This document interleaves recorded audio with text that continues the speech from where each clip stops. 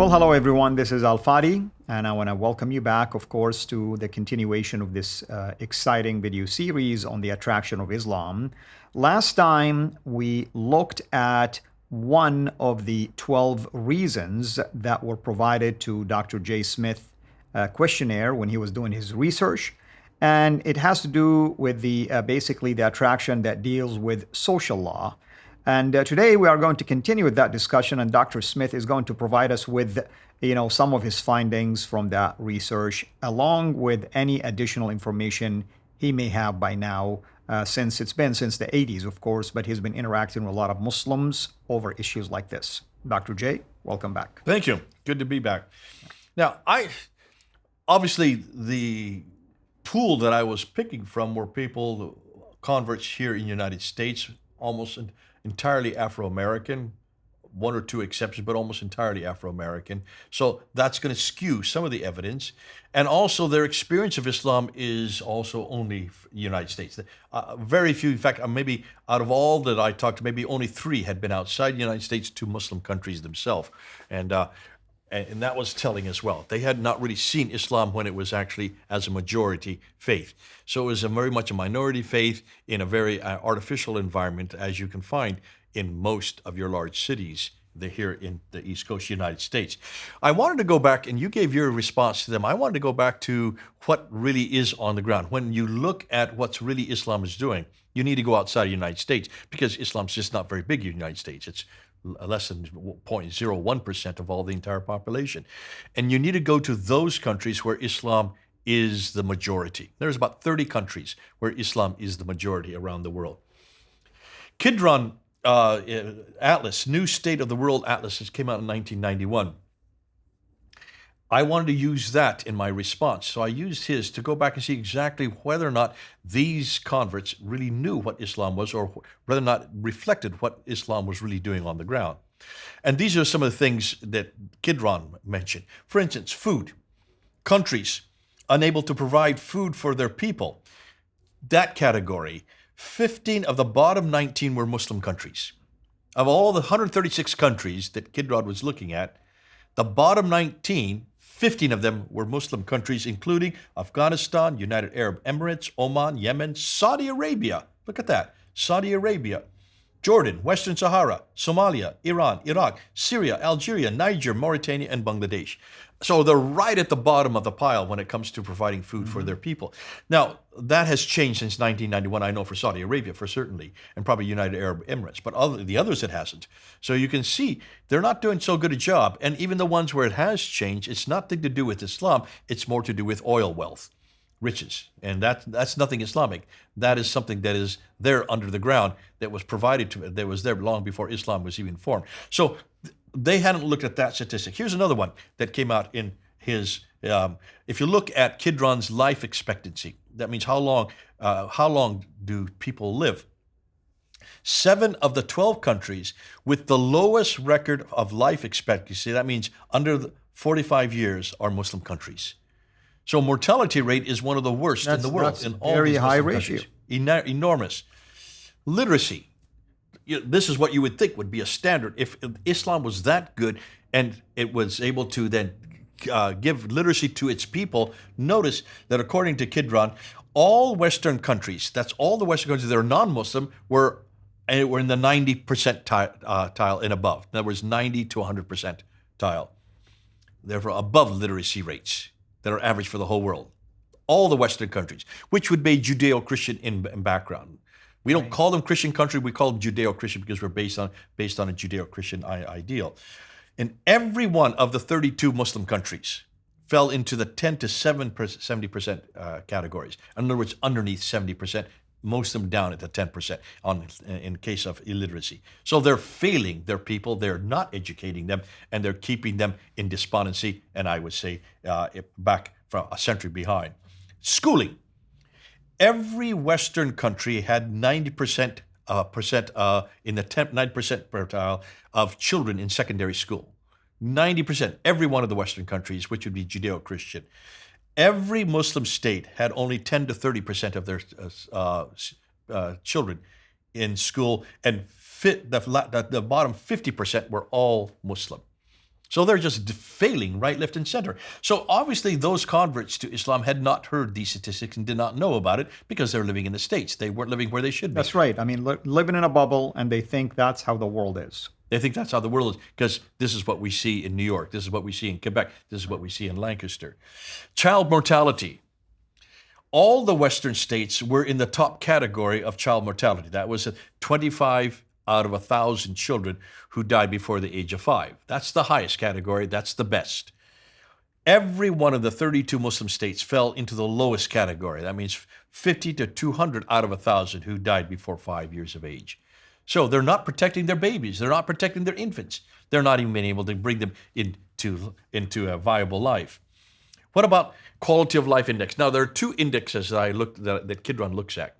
One of them looks at mortality rate, male life expectancy, and female illiteracy, those 3 categories. And those are very broad to begin with. And when they looked at those, 32 of the top 40 countries are Western. So of the 40 top countries on the list, 32 of them are Western countries, Judeo-Christian countries, which is what they've left. The lowest 12 out of the 20 are all Muslim. So of the 20 lowest ones, 12 of them are Muslim, and that's what these Christians are going to.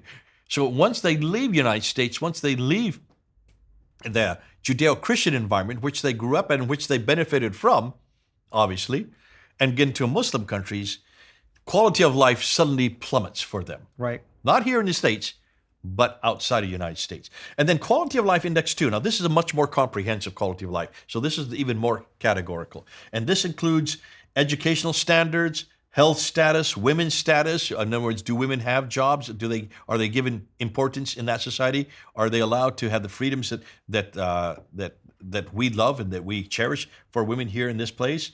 Defense allotments, economic and demographic.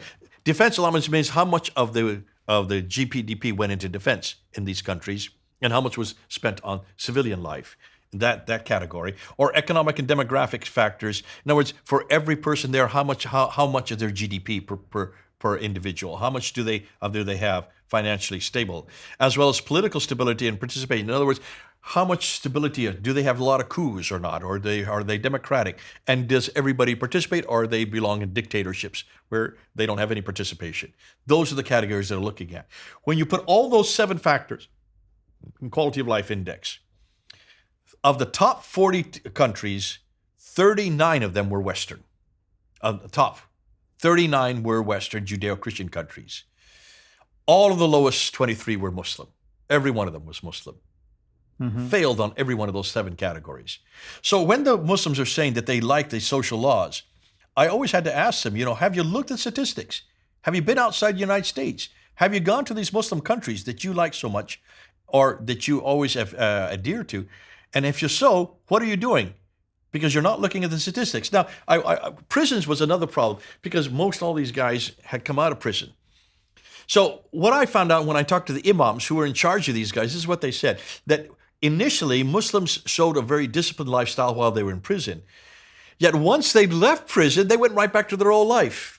They stopped coming to the mosque. Maybe they would come for maybe 1 or 2 months, but then they stopped because they just didn't see it as relevant.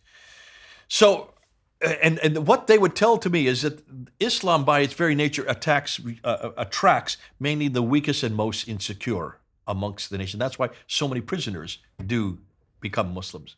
They attract those kind of people, because the people who go to the prison usually are the weakest and the most insecure. The fact that many converts in the interview did not understand what Islamic law was also, they had no idea that under Islamic law, the kind of crimes they did, for instance, stealing, they'd have their hands cut off. Hudud law. They weren't even aware of that. Mm-hmm. I said, you like Islam, yet you're not even following what the Quran says. You would just be put in prison. If you were in a Muslim country, you'd have your hand cut off for what you just did. They had no idea. They were kind of surprised to find that out. And it was fascinating to me that also that the gang violence was something that attracted them while they were in prison, and that's why they became Muslims.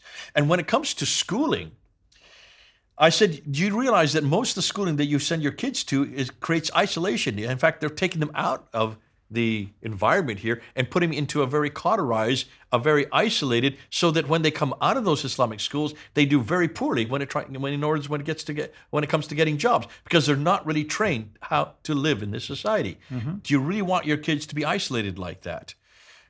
Now, the other thing that came up, and I wanted to bring this up real quickly, when it came to women's and jobs, the women that talked to me felt that they said they felt protected. And I said, protected from whom? Exactly. And this brought up what you brought up. You went right to this. Not from Western men, because Western men aren't even looking at them. So why are you covering up? Not from us. Right. You don't see us who are jumping on you and molesting you. So who are you protected from? And they had to admit, from other Muslim men. You're right. It protected them from the very people. I said, okay, Islam says very clearly that you are not to pay the penalty for another person's sin. Chapter 6, verse 164, and chapter 50, verse 38. They never heard of these verses. I said, the Quran's very clear that everybody must pay for their own sin. So who's sinning here when you have to cover up because they're jumping on you, or whatever the reason, they're looking at you as a sexual object? These are Muslim men themselves. You're covering up. Who's guilty here, you or the men? Yeah, exactly. I mean, why do you have to suffer? Because men, I mean, here's the problem. I tell you why this is important. If Islam teaches that there is a tendency to sin in mankind, then it will make sense. It will make sense immediately for them, and they will say, wait a minute. Western men are sinful. Muslim men are sinful, but the Western men are not attacking me. It is the Muslim men. You see what I mean? And you're paying the price Exactly. for their sinfulness. In Christianity, Christ doesn't say that the women must pluck out their eye if the man's looking at them badly. The man must pluck out his eye. Exactly. The person who sins must pay the penalty. Right. Just the opposite in Christianity from Islam. Now, the thing for jobs for women, 17 of the 23 worst countries for women employment are Muslim countries. Disparagement of opportunity between men and women.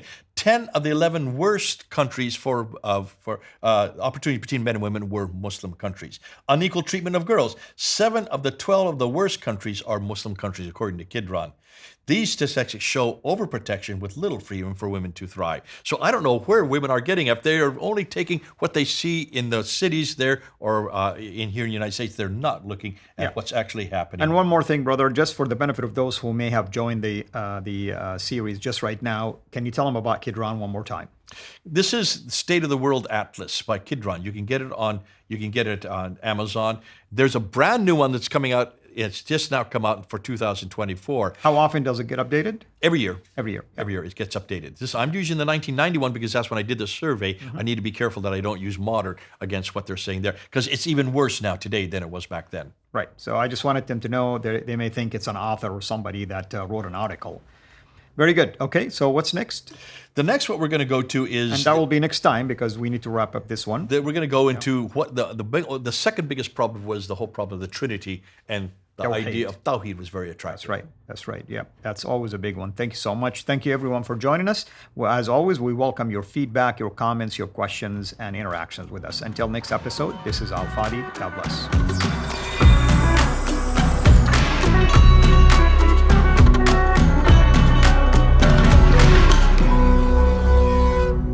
Thanks for watching. Please like, subscribe, share, and comment. And ring the bell so you will be notified when we release new content. Our mission is to reach Muslims with the gospel of Jesus Christ and help Christians engage with their Muslim neighbors. If you want to join us in this life-changing work, please support us on patreon.com/CIRA International, or just click on the link below.